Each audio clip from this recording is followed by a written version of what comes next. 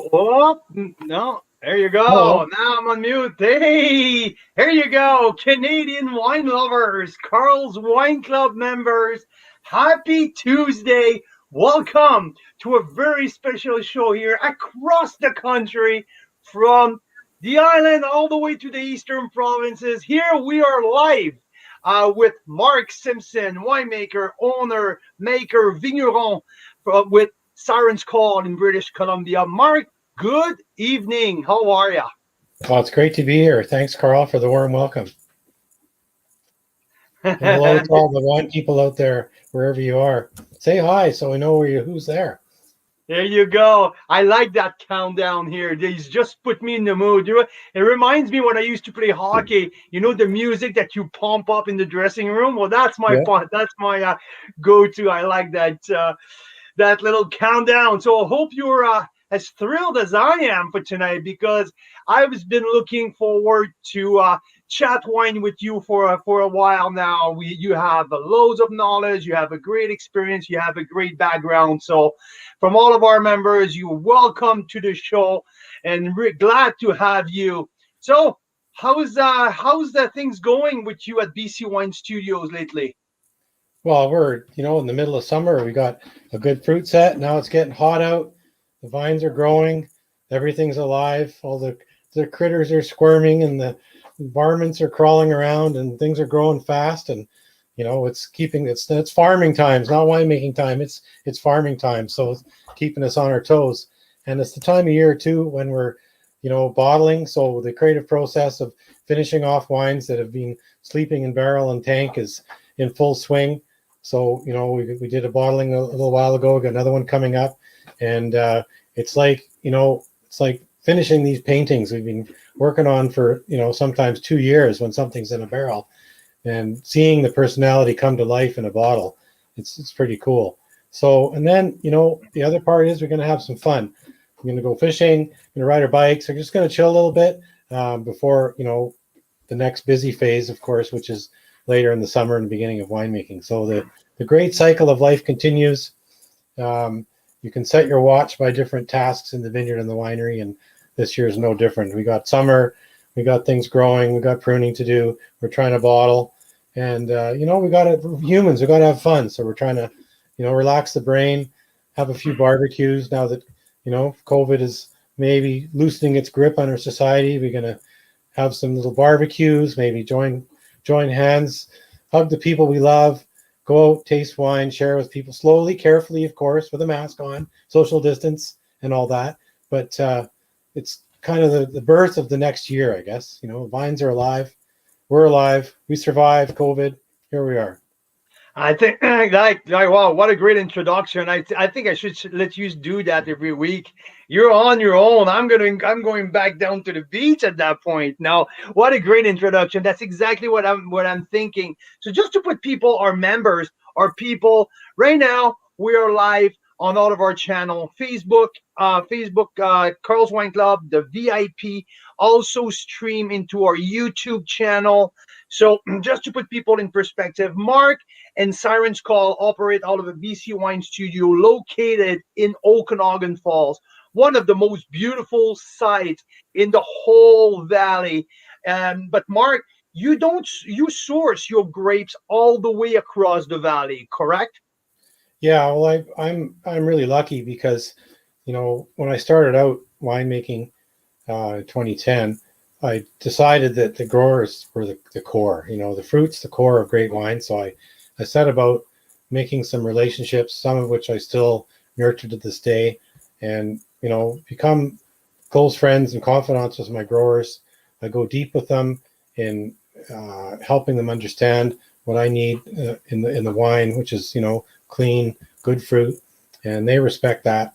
So I've had these great grower relationships, and I also have the opportunity to meet new people and try new vineyards. So it gives me a base of reliable fruit that I know and trust from people that I've known for a long time, as well as the opportunity to experiment with some new vineyards and varietals. So it's kind of a mix of the two. And the beauty of my business is that, there's some amazing terroir in BC to pick from.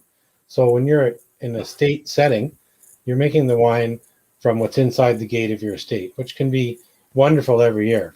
But when you get to go outside the gate and see what else is out there, that's giving you more stimulus and more opportunities for some amazing fruit and some amazing wine experiences. And at the same time, keep you on your toes, because you can't see out your front door what the grapes are doing. You have to go and visit. You have to understand each site have its own pests, its own soil, its own weather, its own terroir, its own way. It can bite you in the ass if you're not careful, and Absolutely. its own way that it can reward you when you're giving the love. So that's I, a little I more think challenging path, I would say, but worthwhile. Well, I think it's bang on, and I've been talking like example like people with Mount Bushry. Mount Bushry, they have like five main vineyard source, but from across the valley, and so it helps to diversify your portfolio, so you're not focusing on one, two, or three specific grapes who you pinpoint that it was perfect for your own terroir. So I think when people, I think a little bit like you, where it's a little bit more artistic and like to experience different stuff, this is the perfect business model to source north to south, to go discover all of these beautiful little terroir, these beautiful little gem of vineyard who grows all over the valley, and the diversity. There's one thing that will always remember. It's Steven Spurrier. When Steven Spurrier came here and he said, "You don't have a clue."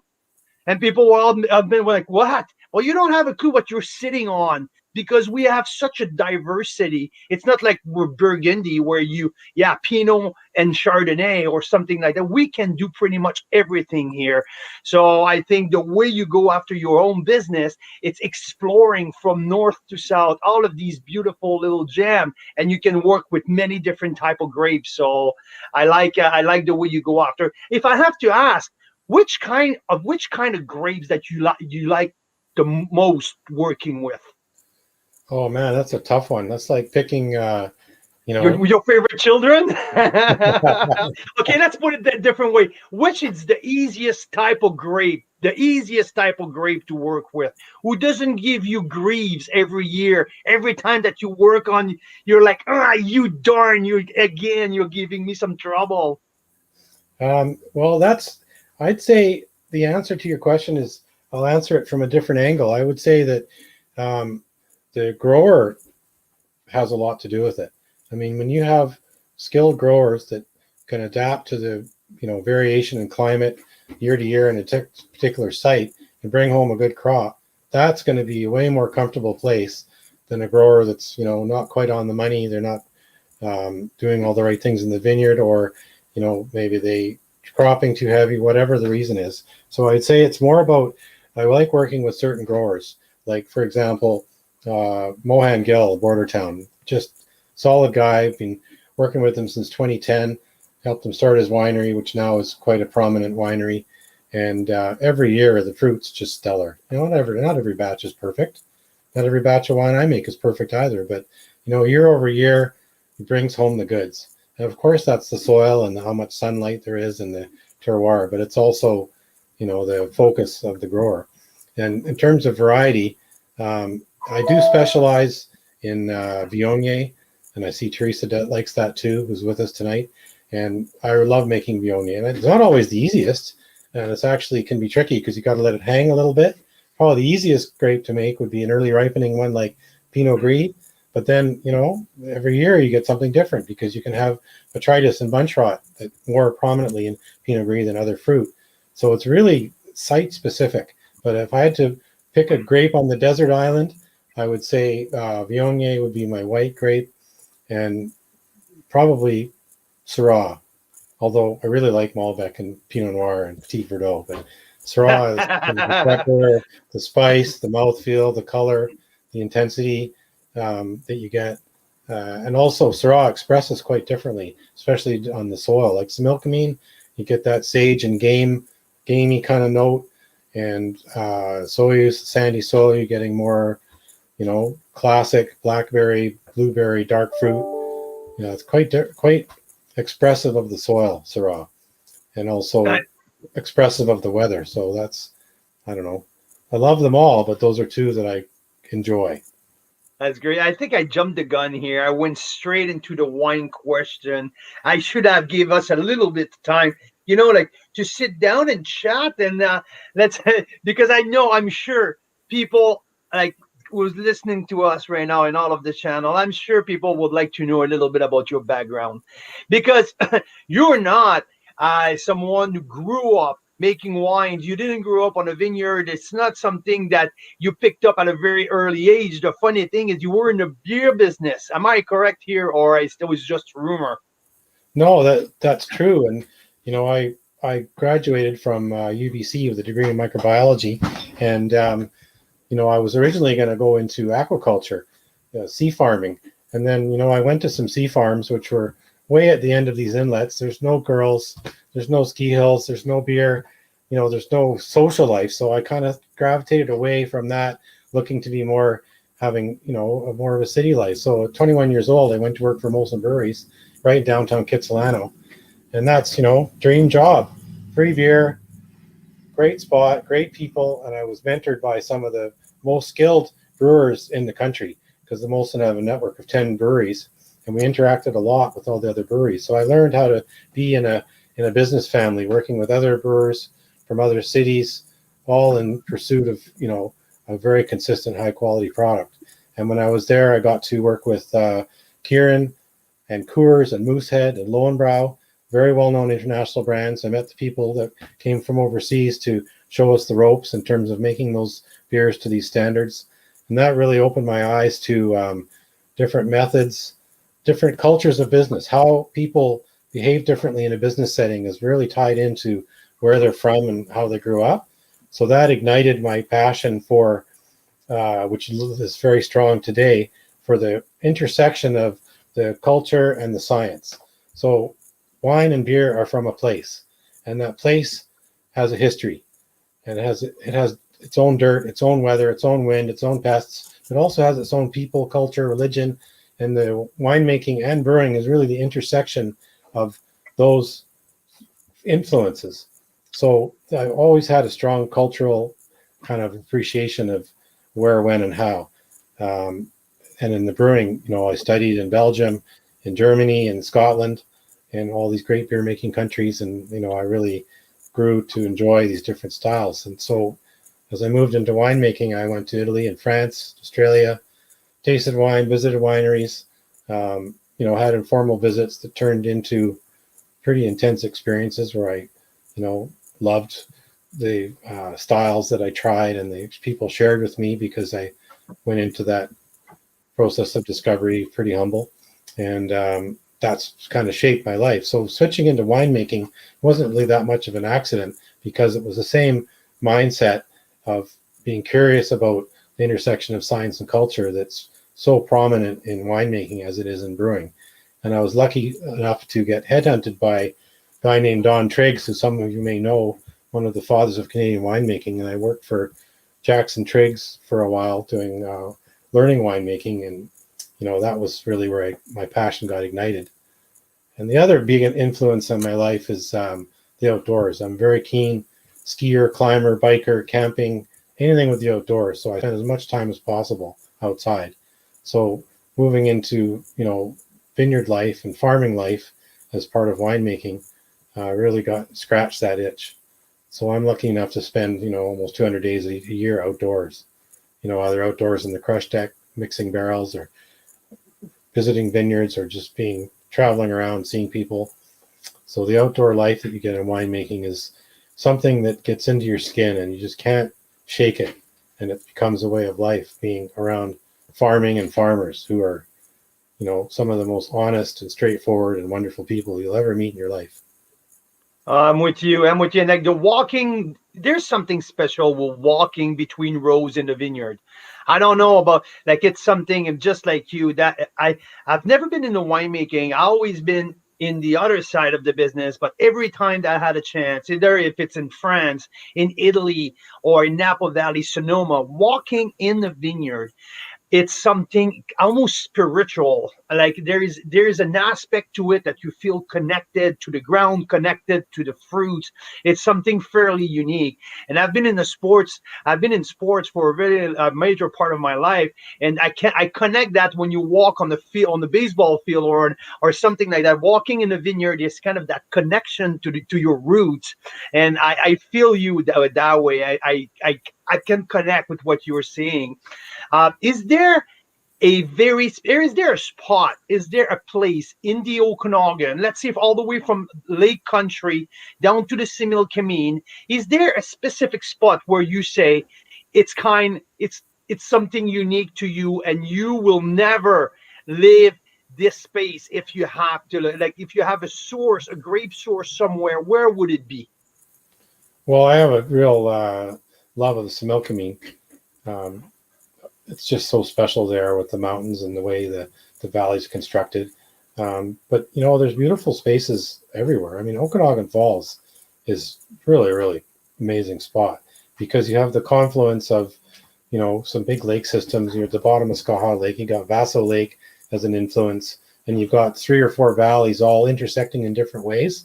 So the weather in OK Falls, the storms, the rainbows, the thunder showers, the windstorms, the sunlight, the sunrise, just unbelievable. So I got a special love for OK Falls too, where I spend a lot of time. So I'd say if I had to, be tied up in either of those places, I'd be pretty damn happy. Yeah, no, I'm with you. Okanagan Falls is something fairly unique, and like when you're just sitting by that big cliff there, it's just like you feel like if you're facing something bigger than yourself. And Mother Nature is the boss at the end of the day. For you, for Mark Simpson, what's a great vintage? Well, they're all good because they're all give a different experience. But if I had to taste everything I've made or seen or touched, I'd say 2015 really sticks out because, For which reason, Mark? well, it's complicated, but Everything is complicated with Mother Nature, eh? well, it's complicated, but I'll give you the key influences. First of all, it was a very hot summer, and we had temperatures in the low mid 30s, and then we had the fire in Testolin Creek, which, if my memory serves me correctly, was around the 3rd week of July, and we had quite a bit of veil in the South Okanagan. We had a lot of smoke, and the sun temperatures and intensity became moderated by the veil. So what ended up happening was we had a very hot middle of summer, a rush to high bricks. Vines are growing like crazy. Everything's grooving along, maybe a little too fast. And then Mother Nature slowed everything down with the smoke. And then we had a chance for the phenolic ripeness to catch up with the physiological ripeness. So at the end of the harvest, we had really ripe fruit with intense flavors and, some higher bricks too. So the power and intensity of that wine was over the top. And I remember clearly a couple of big batches of Petit Verdot and Malbec, 5-ton batches. And doing those pump overs, man, the fruit was black in color and the skins were intense and they turned into some really, really good wines. So 2015 stands out for that reason. Good. And I think some things plays a crucial role in our like, and we're lucky to have that here in the Okanagan. Is the cold night, right? So, can Yeah. you explain our people who are tuning in right now the effect of the diurnal difference, like the cold night? What does it brings to the wine, and why it is so important? Well, that question might be better answered by a science person who knows the exact reason for that. But my instinct tells me that the diurnal effect or the cooling of the vines allows the physiological ripeness to progress in parallel with the bricks and sugar. So the things are going more in synchronicity. And it also, I think, brings some elegance to the fruit because of, having farmed in California, I used to work in Lodi and go and source fruit there. And, in end of August, you had 25 bricks in some fruit. And in the middle of September, you had 27, 28. You had Zinfandel and these grapes that were just rushing to high sugar content, but with low total acidity, maybe 4, higher pH, So the physiological ripeness was not matched by the tannic ripeness. So I think the cooler nights allows for kind of a more balanced progression of all these intertwining influences in the grape. The guy to ask is Graham O'Rourke. He would know that because that's his baby. But I think, if you look at the strength of BC as a wine region, it's that exact thing, is that we have some cooler nights and the vines get a sleep. They get a chance to cool off. They get a chance to rest. They get a chance to retool, and they're not, rushing to the finish line all the time under intense photosynthetic pressure. We have Daryl Pelmer here is having the 2015 Special Reserve Cabernet Sauvignon, and he said it's so good. Oh, that's So sold out the one. That was a good bat. Well, say 2015. yeah, that's exactly why I was reading that comment. I'm like, here you go. Well, I got to tell you a story about Daryl, because he's one of my best friends in Whistler. Him and his wife Deanne. We play together and we work together. They do farmers markets for me, and I bring barrel samples over to their house during ski season, and so they can try the wines like in the middle of winter. And so one time I brought over some barrel samples of the 2015 Cab Sauv, and I was just saying, well, this is going into Harmonious or whatever, and they went, Mark, stop. That's amazing. You have to bottle that on its own. And I hadn't made that plan, but they were so enthusiastic about these particular set of barrels that it became, instinctive that I should make it in its own way. And then I gave it the special reserve handle, saying it was a one-off batch. And that batch of wine got double gold best of category at the All Canadians, which is the first gold I've ever won, and also formed the base of the 2015 Harmonious, 40-something%, my first Cab Sauv forward Bordeaux-inspired blend, which both turned out to be, really solid wines. So the moral of the story is, when you're making wine, you can't always stick to your plan. You have to allow the wine to interact with other people. You have to be open to feedback from others, not just other winemakers, but just friends and people whose palates you trust, and even strangers. And sometimes you're going to learn something. And if your eyes are open, you have some childlike innocence about what you're doing, you might occasionally get taken down a good road. So when Daryl mentioned that wine, that whole story came back.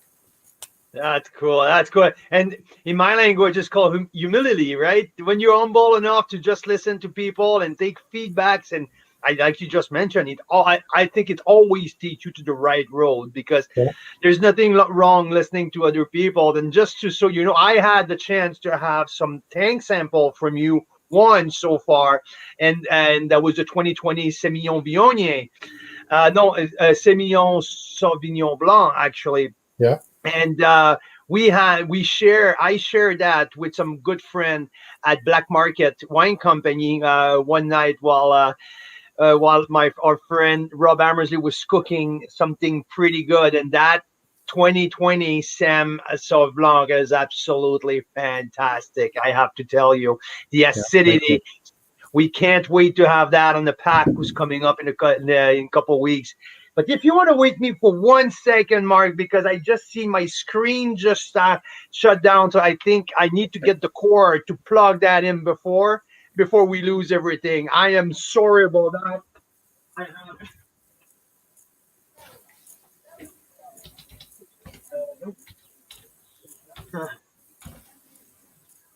You all good? Yeah, there you go. We got my producer is just gonna fix that. We're missing a cord here, so we're just gonna plug it in and keep going before we lose everything we have. But it is we're talking about tank sample. It's always great to pre-taste the final product in tank sample. It gives us a good idea of what it's going to look like. But it's also important to not stop. When you perceive something, the tank sample, it's important to forward a little bit forward, to go forward and see what the product will be in a year and a half, correct?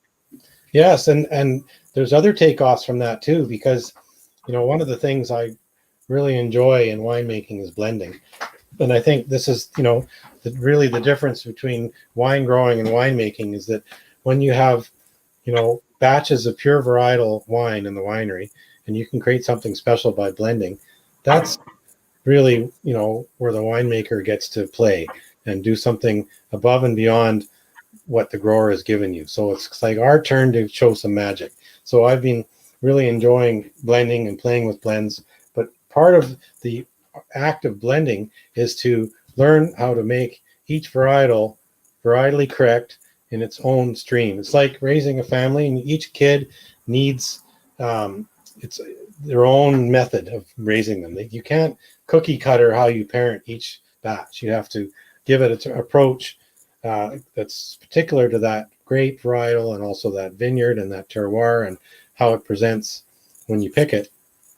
So that, yeast selection, tank selection, temperature, all those factors, it's fun to play with. So getting back to the Sauvignon Blanc Semillon, we did some Semillon on its own, some really nice fruit from 16 Road, sandy soil down in the valley, grown by Suki Dhaliwal, nice hot site, very ripe fruit, does a great job with that fruit. And the barrels that we did of that, we had some French oak involved, and that's spectacular. Like, I really enjoy putting white wine in barrel, either a neutral barrel just to fatten it up, or a barrel with some oak influence or acacia. I use a lot of acacia, and those barrel treatments really do some magic. And when you put those barrel treatments as an underlying note in the wine, in other words, most of the wine is in steel, then those layers underneath can be really special. So in the Sauvignon Blanc Semillon 2018, this is all steel. No, hang on. There was one barrel that saw some oak. In the 2020, the tank sample you tasted, all the Semillon was in barrel, and some of them had some newer French oak. So that brand on its own deserves to have its own life. So the learning from that is next year, I'm going to get a couple tons of fruit from that same vineyard, and I'm going to do pure varietal Semillon, and I'm going to try and make the best Semillon that I can. I'm inspired by people like Michael Barche, who does a good job with Semillon. I just think it's a really interesting and intriguing grape. So it might become my new favorite. I mean, it's never going to replace my love of Viognier. But I think, Semillon is a sandbox I want to play in. So you can look for that as a special reserve white in 2021 vintage. How's the? But now you're bringing me to another question that I had for you. It's 2021. How's the start of the season? Because again, the beauty talking with you is you source your grapes from north to south, so you see different places across the valley, and like we know, in the spring they had a horrible frost during in I think it was early February this year, who damaged a lot, and they had like tear some vineyards. But I'm not sure. I don't know if it was the same effect in Kelowna that it was down in Oliver. So how's the fruit set right now? Because things are flowering right now. So how's most of the vineyard that you visited so far? How's the fruit set, and how's things are shaping up for 2021? Well, I think we're into a pretty typical year. We haven't had any bad rain events. We haven't had any bad frost events. I think there's good canopy growth, and we had a bit of rain in May, June. So I would imagine right now everybody's pretty busy pruning and suckering and just making sure the vines are in balance. So it could be the kind of year with a little bit rainier spring and now some hot weather that people who aren't on top of their viticulture are going to be, in the back seat for the rest of the year. But those that have, got their canes set up well and done the right things with tying and tucking, they're going to be okay. So I guess it has potential to be great, but there's lots of time on the clock. That anything could happen. Oh, that's we got some hot weather in the middle of the summer. It's perfect time for things to really rock and roll. So it could be great. What's critical right now in the vineyard at that time? Because like you mentioned, it's kind of a period where you as a winemaker, it's more about bottling, it's more about planning, it's more about forecasting, it's more of the admin works or stuff like that. But in the vineyard, what's the key right now? Well, I both agree and disagree with your statement a little bit, because the kind of business climate over the last few years has changed a lot, and there's being a lot more demand for fruit, a lot more, large wineries trying to source, a lot of fruit, throwing money around, buying out small estate growers that formerly sold to, people like me. So there's quite a bit of pressure out there to make sure that your fruit sources are solid. So it's definitely not a time where we're not paying attention to um, what's out there, what we're sourcing, where we're getting it from, how it's doing, how the yields are going to look. Um, but I'd say that time now is just to make sure that you got good pest management. If you've got any leaf hoppers, you've got any fruit flies, anything in the vineyard, you got to be on top of those small problems. Whether it's opening up your canopy, managing the cover crop, maybe a bit of fertilizing, and as we get into hotter weather, we'll be needing to water. I don't think there'll be much need for water, but on a vineyard by vineyard basis, some irrigation will be required now as we get into the hotter temperatures. I think it's going to be in the 30s this week for the first time this year. So Yeah, it was gorgeous today. We hit 32 here in West Kelowna, so yeah, it's I think it's starting. So it's going to be very interesting to see how Mother Nature is giving us this year. Let's talk about Siren's Call. Let's talk about your brand. Let's talk about more deeply into your portfolio here. Where I'm just looking behind you, I seen that beautiful siren and the hair and the star. So where it all started, the idea of Siren's Call, the logo, your your inspiration for that. Where's that start?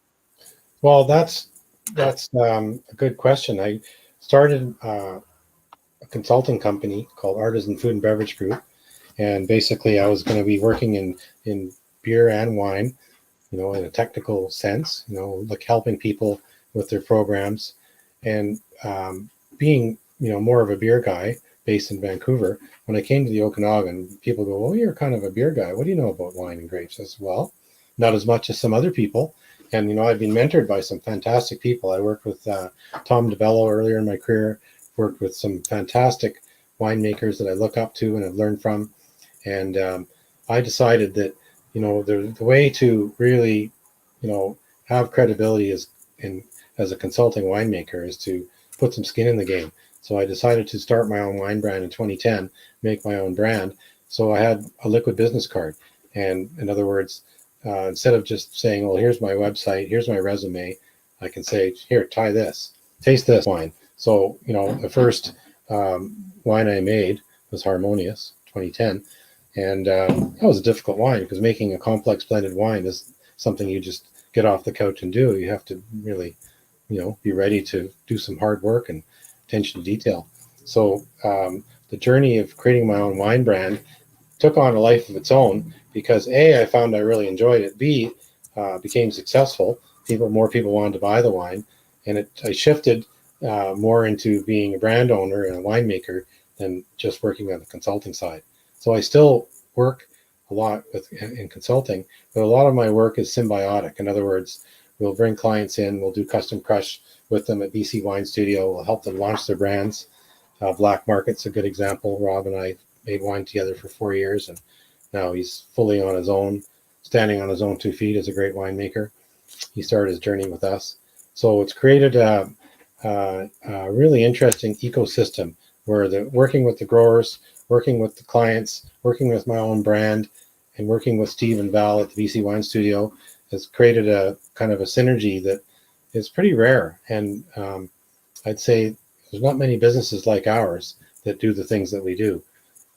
So that's created a pretty interesting work life. There's never a dull moment. Every time I get out of bed, there's, challenges and interesting things to do.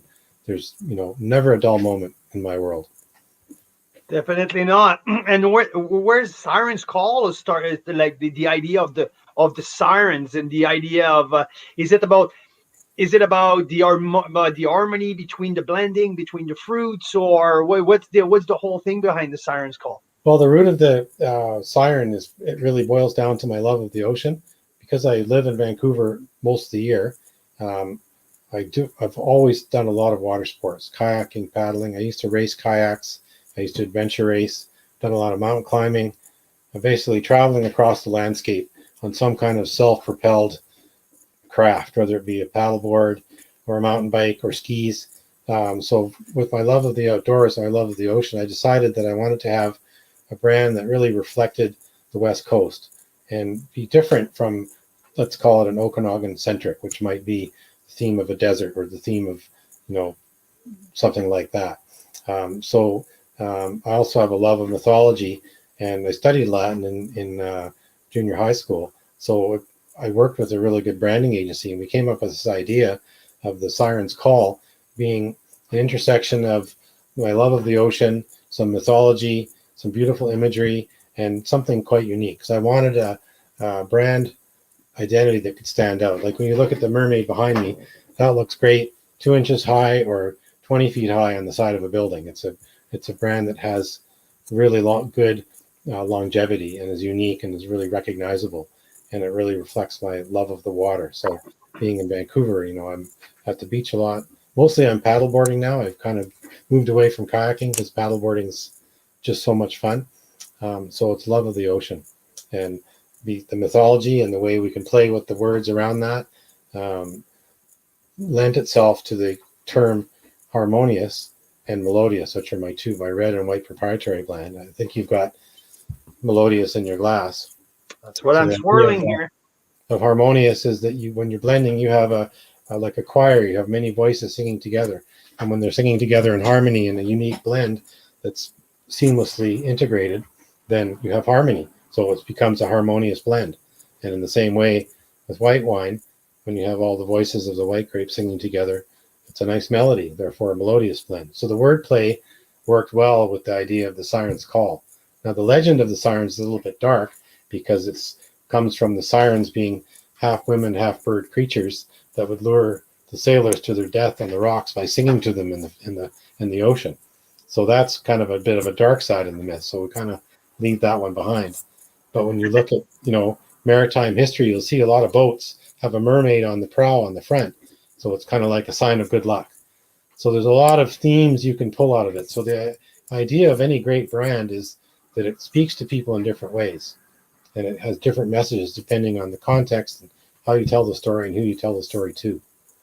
That's God. That I love that stories when you tell me about the blending and the harmony and the symphony. I really like the whole thing put together. Great. So we had a comment earlier. It came from Stephen Shapiro.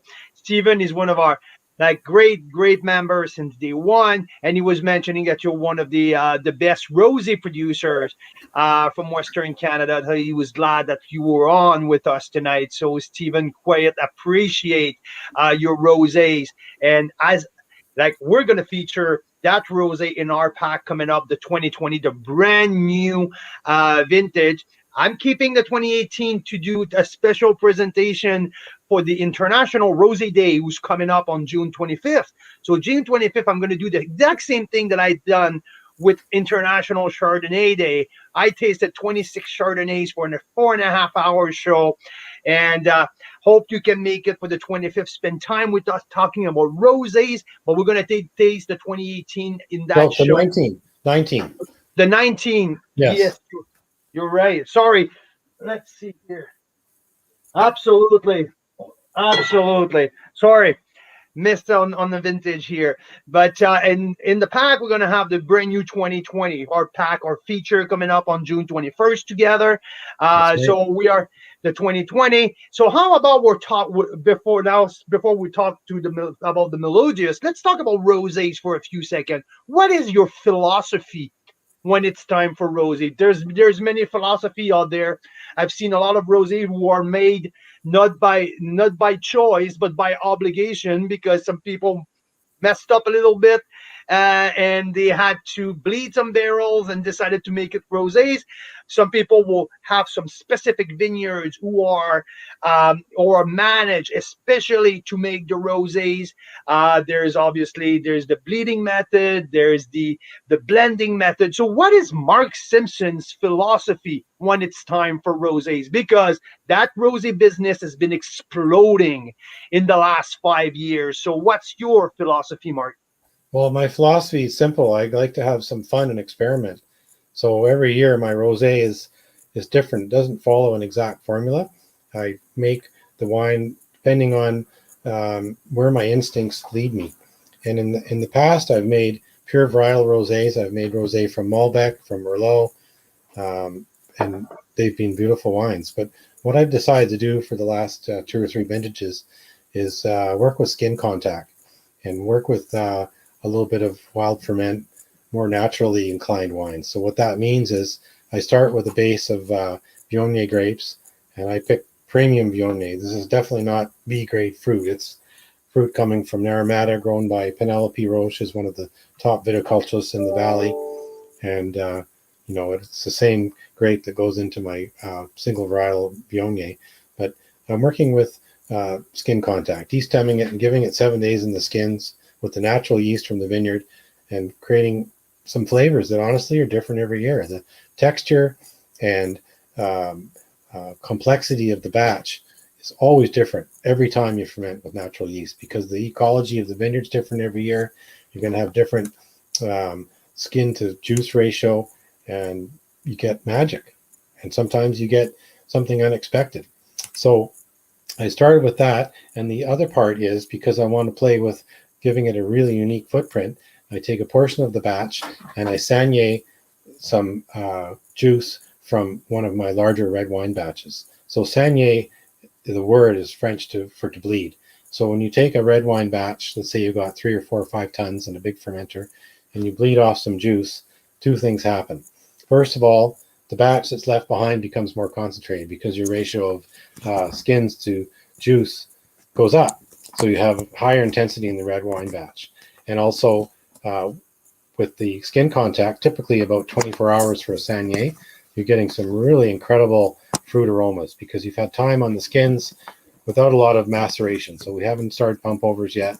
We haven't started churning the batches at all. So the seeds are intact. The skins are not really moved around too much. So you're getting pure fruit flavors from the skins. Really nice, clean strawberry quince kind of notes. And then I wild ferment that. So indigenous yeast again, and then blend them together. And in some cases, I'll put that wine in neutral barrels as well to give it some chance to concentrate. So in 2019, the rosé was some of it was in neutral barrels. In 2020, it was all steel. So every year is a little bit different. So if I was to say, what's my philosophy?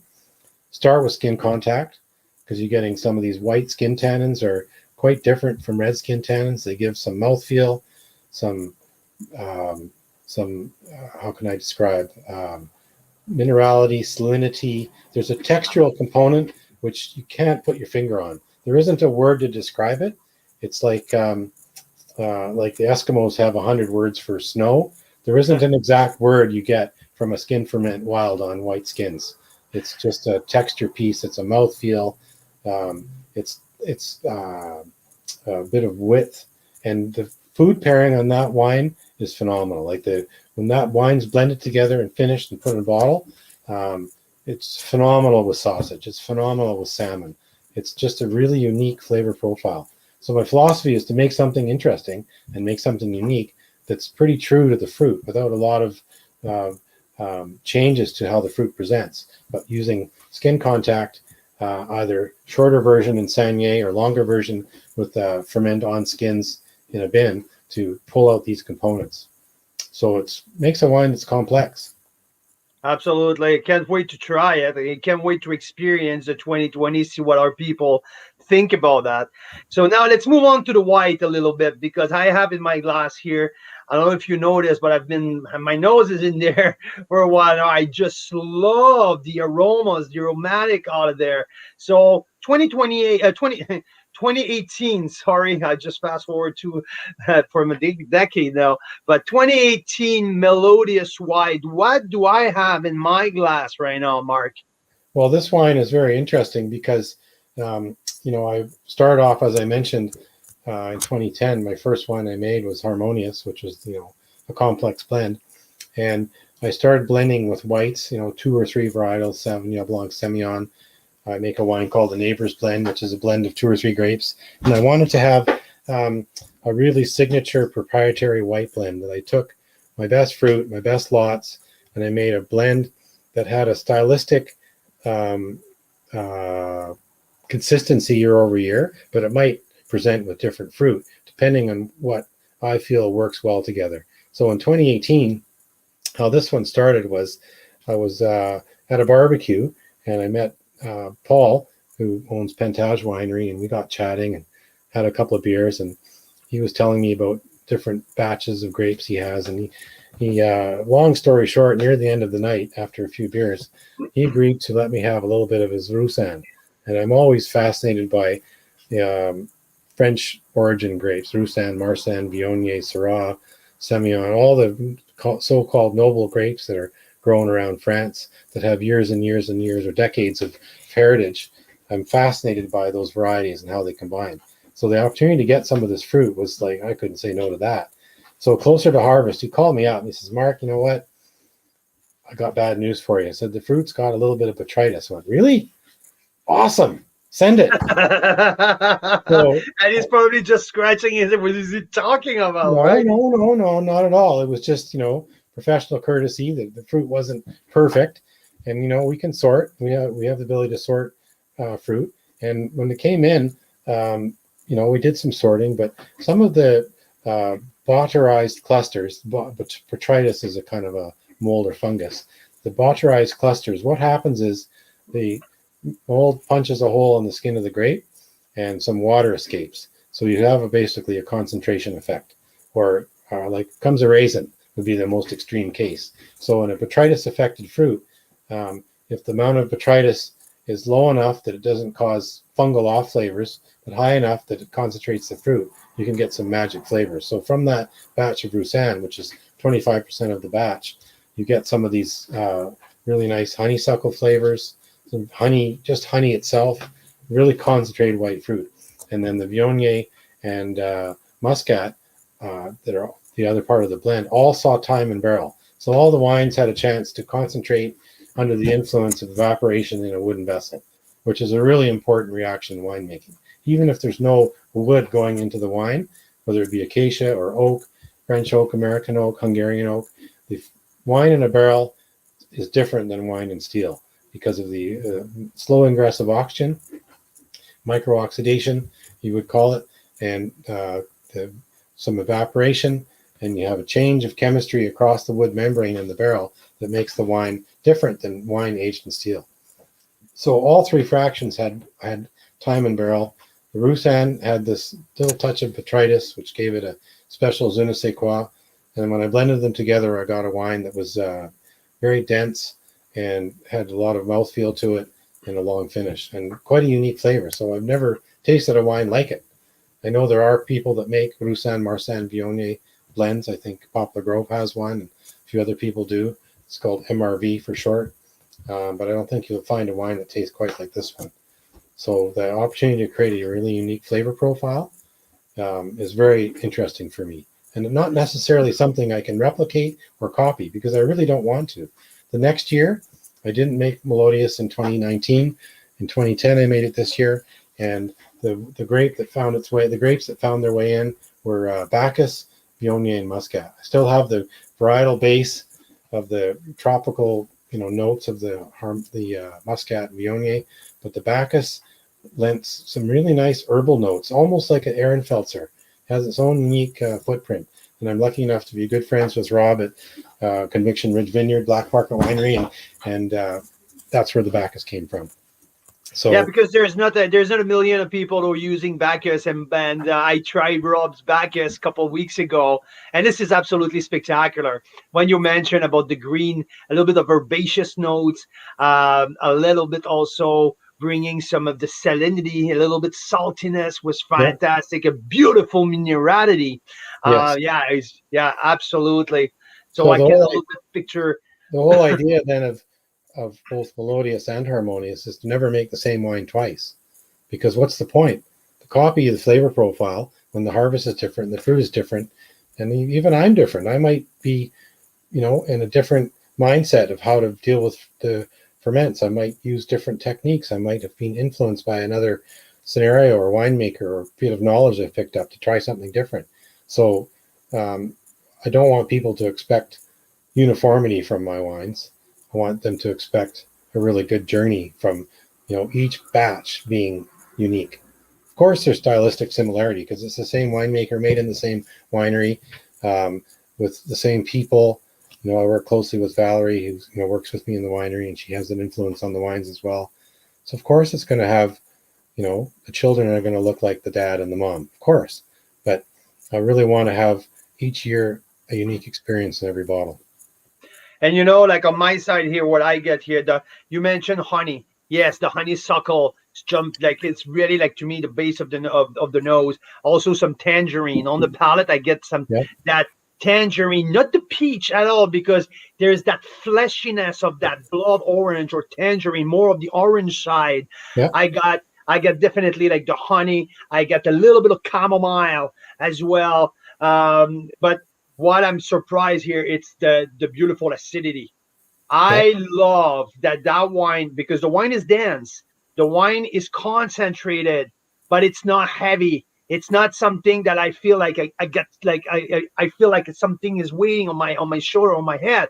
This is vibrant, and I love the vibrancy of that wine.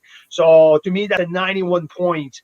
I've Yeah. been Thank like you. I've been experiencing this from the beginning of the show, and I seen how it's opening, and it started like it was like just like jumping out of the bottle, and the nose is appealing. There's not some anything like you have like hopefully the palate is better. No, from the get-go, these honey notes and this orange notes and a little bit of tea with the chamomile. So bang on. I love. And you mentioned something a lot since the beginning. It's mouthfeel.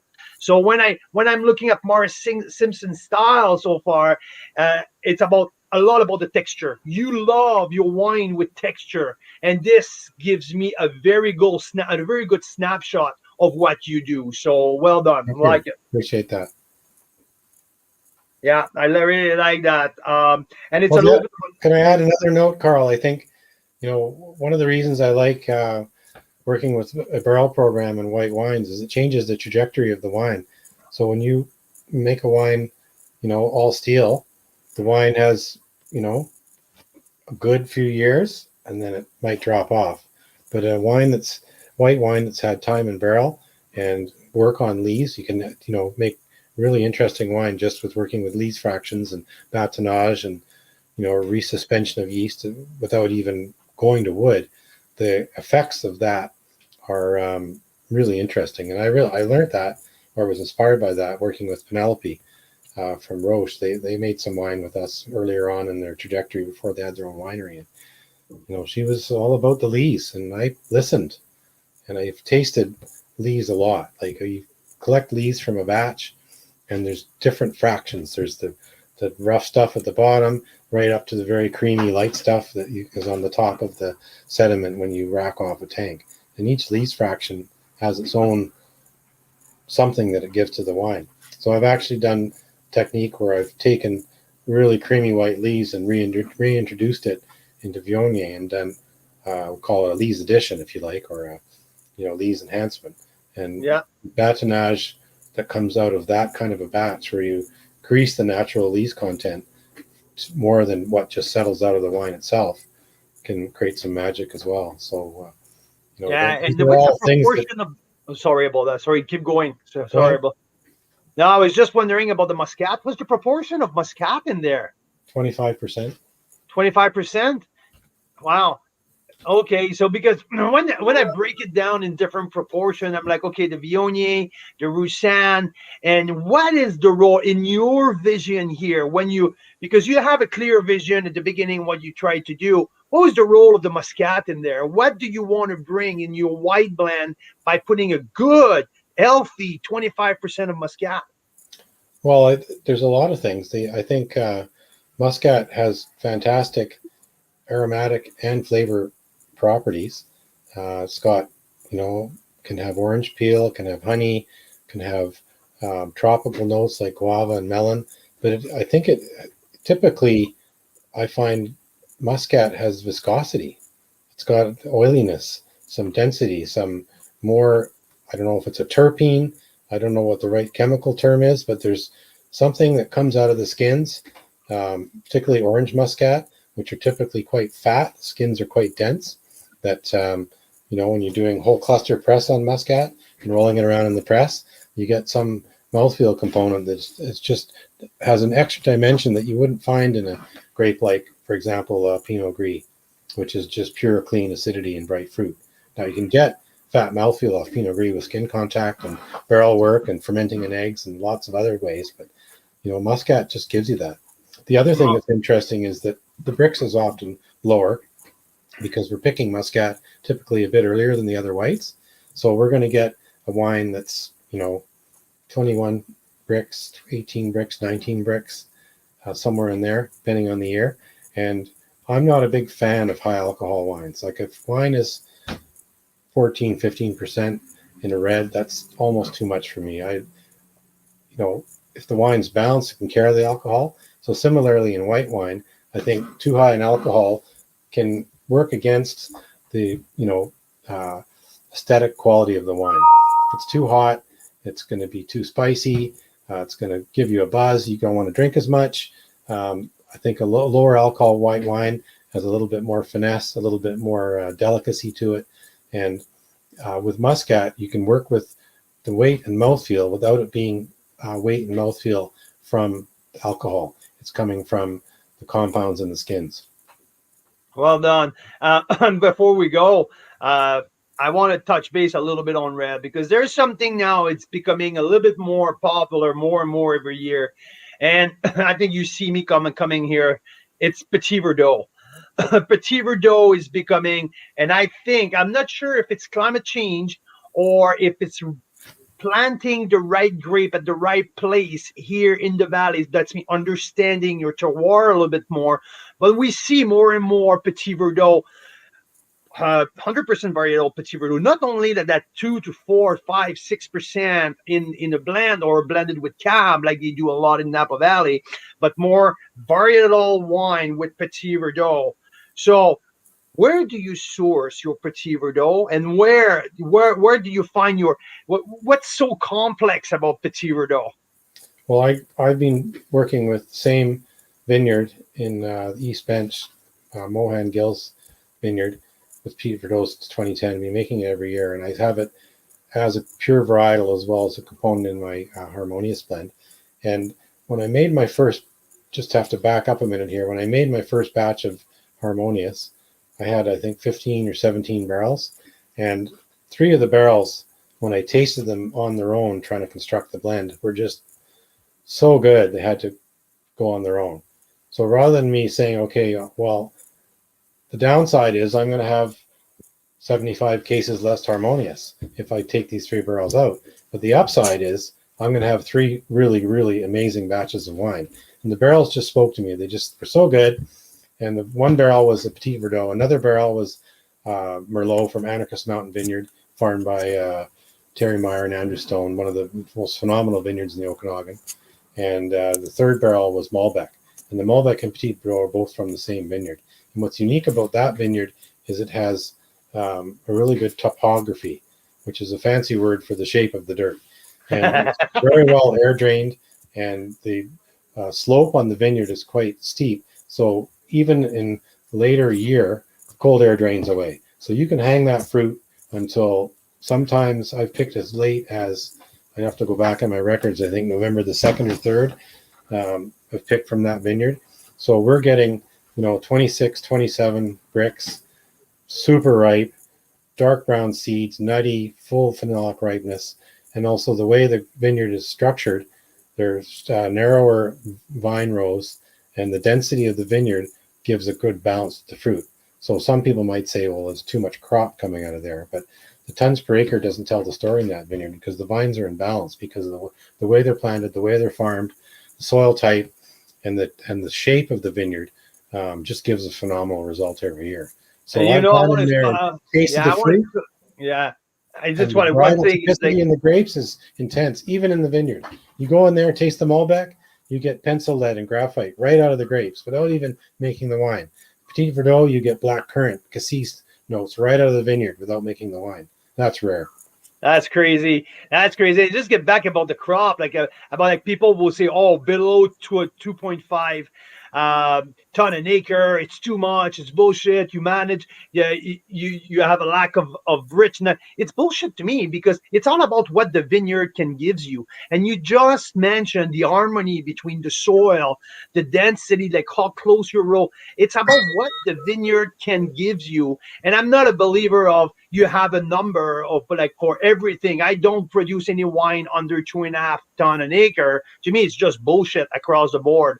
It's about understanding the soil, about understanding the vineyard, what can the vineyard can do. So I'm glad to hear you telling you that kind of story. Well, It's so good to hear. that's a good point, and what I'm about to say might be controversial, and I welcome being schooled on it. But I think, rule of thumb in grape growing is the what's above the soil has to balance what's under the soil. So the root system and the canopy have to be, an equal competition. So you can't have, narrow roots and a lot of canopy, or you can't have a huge root system in an older vine and nothing to carry that root system. So it's about the balance between above and below the dirt, and also how much competition there are between vines. Tighter spacing creates more competition. Wide spacing, you can make a lot of canopy because there's no competition for light, water, whatever that may be.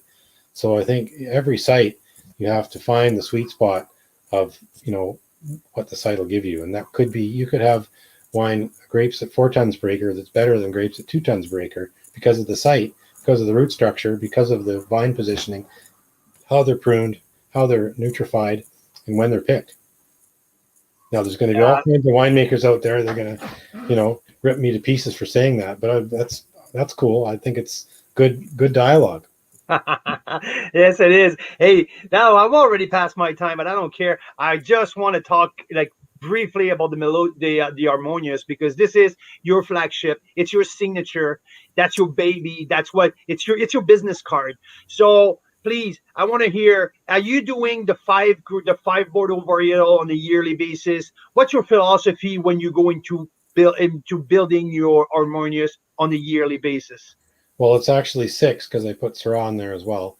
And, some people like us to say in BC that it's not a Bordeaux varietal because we're not growing in Bordeaux. We're in BC. That's true. That's So I so would true. say It is so true. Bordeaux inspired. But, I've been to Bordeaux a couple of times. I've been to Chardonnay de Pop on their own. I've tasted a lot of wines from those places. And, they've got it figured out. So these classic varietals, they're going to give you a good result. But, every year is going to be a little bit different. And my philosophy is to make each grape in its own trajectory with its own barrel program, with its own winemaking style. And then as the wine develops its personality, somewhere between 12 and 15 months, that's when the assemblage begins. That's when you start to fit them together and see which wine reacts with another one, and where magic occurs, where one lifts up the other, or where one vine may not work as well together. So, and every year it's different. I started off with Merlot as my base because Merlot ripens reliably. So you can always have the base of your wine with super ripe fruit. You can't always have reliably ripened Cab Sauv in the Okanagan. It's very site specific, and it's not True. good every year. It's sometimes great, sometimes True. average. But I have 2 vintages, 2015 and 2018, where I have Cab Sauv as the leading varietal, just because the batches and those particular lots were good enough that they could carry the wine as the most prominent voice. And in 2018, I put a lot of Petit Verdot in the blend as well, because Petit Verdot and Cab Sauv were shining the best out of all the components that I have to work with. So every year is different. And I just, whether it's 100 cases or 250 cases, it really depends on what barrels fit together and how the wine speaks to me when I'm doing the blending. And as I mentioned earlier in the program, I don't do this in isolation. I work with other winemakers. I've worked a bit with Pascal Matavan, who's come in and tasted with me. I've worked with other winemakers that are clients that, I'm supposedly teaching them, but really they're teaching me. I work with, other people that I just know socially and in the wine business that are giving me input and feedback. So I have my ears open to each year being a little bit different journey. So I'm not putting a cookie cutter process. I'm putting just an openness to let the grapes speak. Yeah, and I'm glad that I had the chance to do it with you a couple months ago when I visited there. And I hope that you keep me on that list because I love doing that. I love these conversations. I like the back and forth about the flavor profile and how they match together. Mark, it's always great to chat wine with you. Thank you, Thank you Carl. so much for your time. And you know what? If people haven't read my post or something, if you guys are wondering, Mark Simpson and the Sirens Call are coming in our not next week, but the following one. So we're going to be on June the 21st to the 25th. It's going to be the Sirens Call offer, weekly offer with Carl's Wine Club. We're going to do something special then. It's going to be 2 packs offer, the white pack, the red pack, but also Mark put some special stuff, all of his inventory for a couple of bonuses offer as well, i.e., should I spill the beads or should I say, wait a minute, you guys, you'll see when it's time? Well, there might be verticals, and there might be magnums. Let's leave it there. I love the way you think. Mark Simpson, thanks a million for joining me. It's awesome. Always Thank, great chatting wine with you. We'll see you at the winery in a couple weeks for a fun little video that we're going to post on the offer as well. So, thank you. wish you all the best, Mark. Thank you. And we'll chat with you very soon, okay?